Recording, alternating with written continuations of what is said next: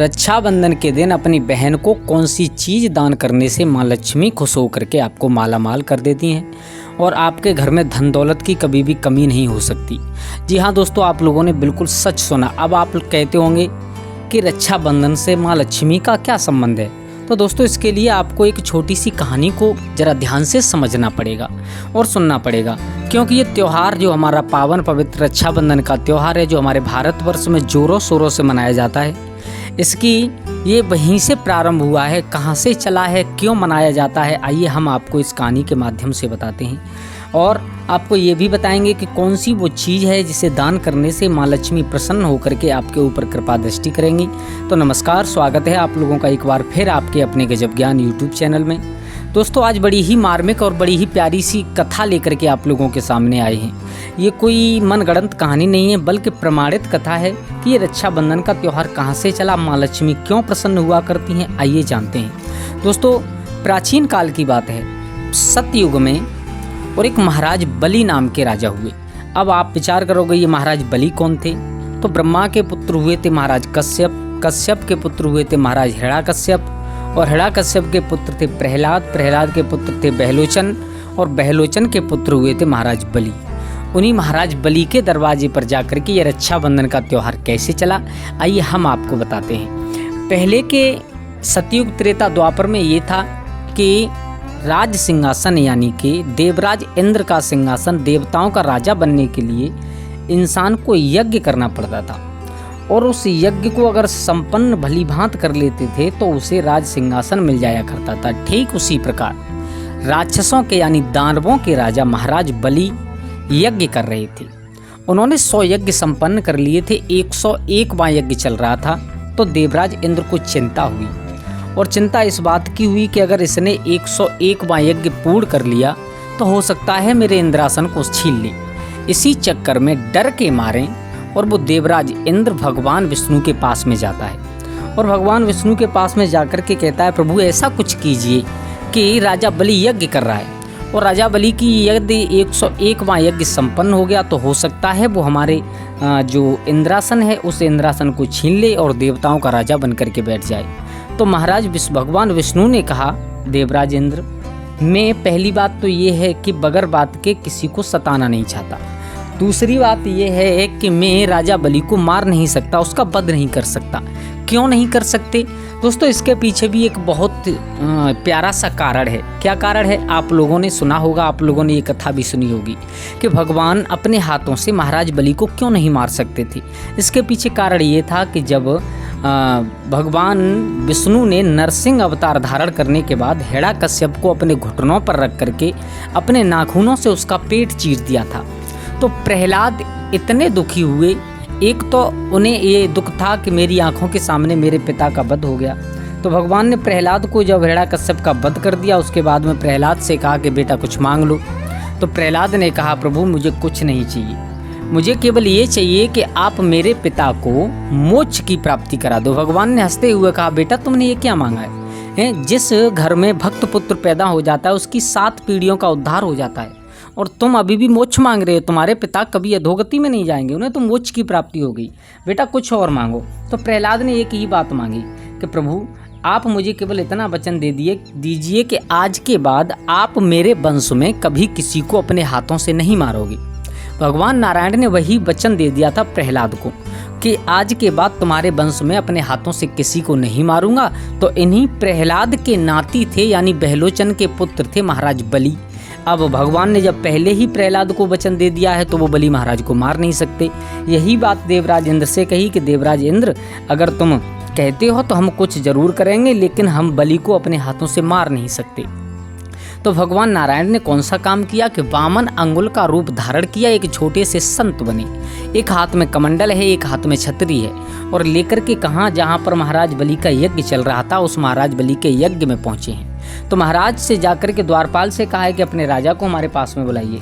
द्वारपाल ने जाकर के महाराज बलि को सारा हाल बताया कि एक छोटा सा बालक संत है और वो आपसे मिलना चाहता है। तो महाराज बलि तुरंत यज्ञ से उठ करके और द्वारे पर आए, वामन भगवान से पूछा, कहिए महाराज हम आपकी क्या सेवा कर सकते हैं। तो वामन भगवान ने कहा कि मैंने सुना है कि तुम बहुत बड़े दानी राजा हो, क्या? बोले हाँ। बोले प्रभु वो तो है, वो ठीक है, लेकिन आप ये बताइए आप क्या कहना चाहते हो? बोले मैं कुछ दान मांगना चाहता हूँ आपसे। महाराज बलि ने कहा आपने भूल कर दी, जो पूछने की ज़रूरत नहीं बल्कि हमें आज्ञा देने की ज़रूरत है कि आप जो मांगोगे हम आपको वही देंगे।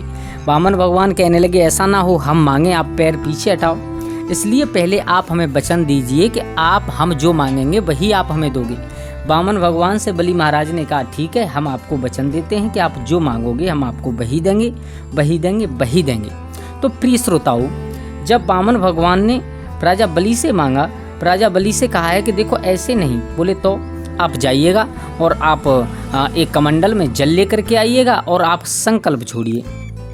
जब बलि महाराज संकल्प छोड़ने के लिए जल लेने के लिए गए तो उनके गुरु ने जाकर के उनको रोका। तो रोकने के बाद में और कहा है कि कहाँ जा रहे हो? बोले मैं एक संत को दान देने के लिए जा रहा हूँ। बोले हम भी तुम्हारे साथ चलते हैं। महात्मा पास में आए। गुरु ने पहचान लिया कि ये कोई बालक संत नहीं है, ये तो स्वयं नारायण हरि हैं। और अगर ये बालक का रूप बना करके वामन अंगुल के बन करके आए हैं तो कुछ ना कुछ कारण जरूर है। उन्होंने बलि से कहा बेटा ये दान मत करो। बलि ने कहा क्यों? बोले तुम इसे संत, छोटा सा संत समझ रहे हो, ये वो नहीं है। बोले तो कौन है? बोले ये वो है जिसने तुम्हारे बाबा को मारा था। बोले कौन बाबा? बोले हिरण्यकश्यप को। बोले तो भगवान है ये? बोले हाँ।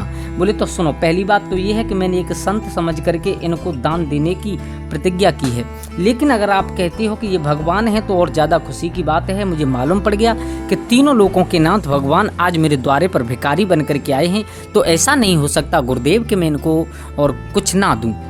अब महात्मा ने विचार किया कि ये ऐसे नहीं मानेगा। बोले तो क्या करें? तो महात्मा ने एक मेढक का रूप बना करके उस कमंडल की टोंटी में जा करके बैठ गए और जल छूटेगा नहीं तो संकल्प बोलेगा नहीं, दान होगा कहाँ से?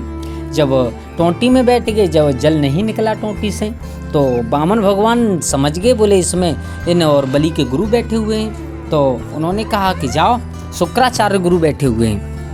तो उन्होंने एक दूब का तिनका लेकर के उस टोंटी में डाला तो शुक्राचार्य की एक आंख फोड़ दी और आंख फोड़ने के बाद कहा कि अब आपको तसल्ली मिल गई। उसके बाद में जल छूटा, जल छोड़ने के बाद में संकल्प पूरा हुआ।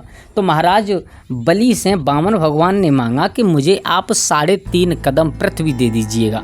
श्रोताओं जरा ध्यान दे करके सुनना, 3.5 कदम पृथ्वी दे दीजिएगा। बलि महाराज हंसने लगे। बोले प्रभु इन छोटी से दान के पीछे आप इतनी बातें करते रहे, 3.5 कदम पृथ्वी आप कहाँ नापना चाहते हो वहाँ नाप लीजिएगा। जैसे आप छोटे हो वैसे ही आपकी सोच छोटी है, अगर आप मांगते ना तो मैं आपको राज्य भी दे देता।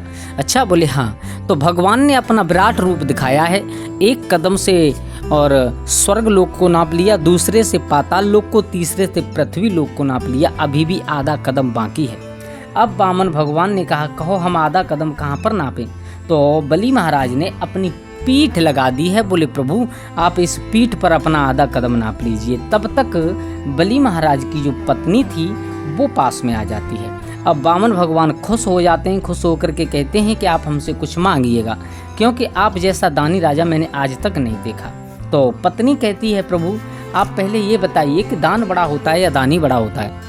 तो वामन भगवान ने बताया कि दान से दानी बहुत बड़ा होता है। तो अच्छा एक काम कीजिए, आप हमसे कह रहे हो कि हम आपसे कुछ मांगें, अभी थोड़ी देर पहले आप हमारे दरवाजे पर भिखारी बन करके खड़े थे और प्रभु भिखारियों से हम कभी भीख नहीं लेते। अच्छा।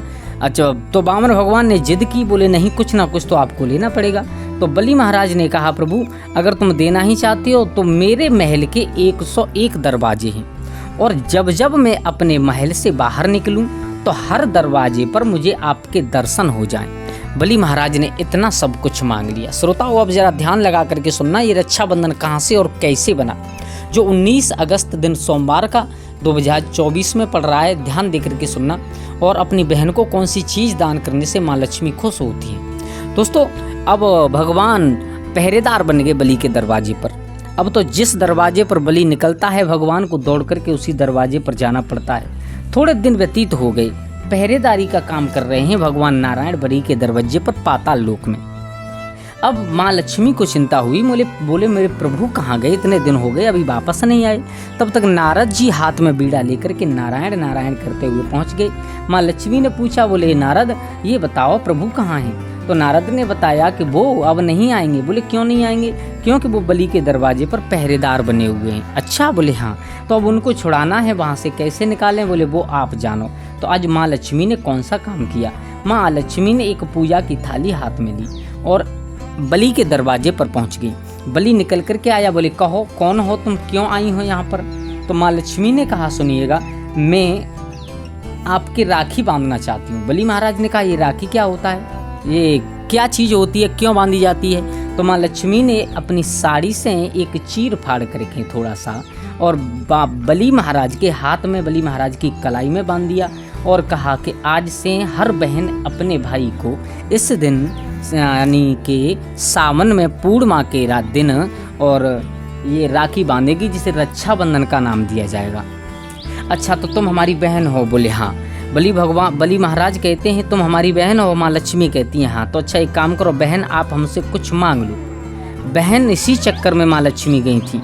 दोस्तों, माँ लक्ष्मी ने तुरंत खुले शब्दों में कह दिया कि भैया अगर तुम मुझे कुछ देना चाहते हो तो अपने पहरेदार को मुझे दे दीजिएगा, जो आपके दरवाजे पर इधर उधर दौड़ते हैं। भगवान नारायण समझ गए कि ये लक्ष्मी मुझे छुड़ाने के लिए आई हैं। बलि महाराज भी समझ गए कि ये नारायण भगवान को लेने के लिए आई हैं, तो ये और कोई नहीं बल्कि स्वयं माँ लक्ष्मी है। माँ लक्ष्मी के पैरों में गिर जाते हैं बलि महाराज और पैरों में गिरने के बाद कहते हैं बहन तुमने जो मांगा उसे मैं तुम्हें देता हूँ। आज के बाद मैं नारायण भगवान को आज़ाद करता हूँ, आप इन्हें अपने साथ ले जाइएगा। तो दोस्तों, माँ लक्ष्मी उसी दिन से भगवान नारायण को बलि के दरवाजे से लेकर के आई और ये हमारा पावन पवित्र रक्षाबंधन वहीं से चला। सबसे पहले माँ लक्ष्मी ने अपने भैया बलि के हाथ में ये राखी बांधी थी और दान में बलि ने उनको क्या दिया था, उनके पति ही स्वयं उनको दान में दिए थे। तो सबसे पहली बात ये है कि ये जो 19 अगस्त दिन सोमवार को 2024 में रक्षाबंधन पड़ा है, एक बहुत ही विचित्र योग बना हुआ है और अपनी बहन को कौन सी चीज़ दान करने से माँ लक्ष्मी खुश होती हैं, ध्यान दे करके सुनिएगा। माँ लक्ष्मी कब खुश हुई थी बलि से? जब बलि ने उनको मन चाहा उनको दान दिया था। तो सबसे पहला होता है कि अपनी बहन की जीवन भर रक्षा करने का जो लोग वादा करते हैं, माँ लक्ष्मी उनसे बहुत खुश होती हैं। और दूसरी चीज़ क्या होती है देने वाली, कि अपनी बहन को मनचाहा यानी कि बहन के पसंद का गिफ्ट दान करने से माँ लक्ष्मी बहुत खुश होती हैं, क्योंकि माँ लक्ष्मी की खुद इच्छा थी कि उस पहरेदार को यानी भगवान नारायण को और महाराज बलि उन्हें दान में दे दें। और महाराज बलि ने अपनी बहन यानी लक्ष्मी की इच्छा के अनुसार उनके पति वापस किए, तो माँ लक्ष्मी उनसे बहुत प्रसन्न हुई। तो दूसरी है हमारी कि अपनी बहन की इच्छा से मन चाहा दान करने से माँ लक्ष्मी बहुत प्रसन्न होती हैं।